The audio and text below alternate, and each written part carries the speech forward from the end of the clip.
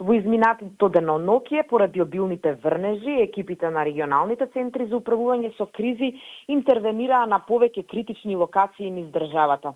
На подрачјето на Битола се ангажирани екипи и механизација на јавните предпријатија и водостопанските компании за расчистување наноси и зајакнување насипи на повеќе делови од речните корита. Поради ерозијата на патот кон Пелисте, Рика и село Цапари, предложено е привремено затворање на стариот пат и пренасочување на сообраќајот по патот А3. Во Охрид и Кичево водостоите се зголемени, но нема излевања. Најризичен е делот кај улица Прилепска во Кичево, каде е побарана општинска интервенција.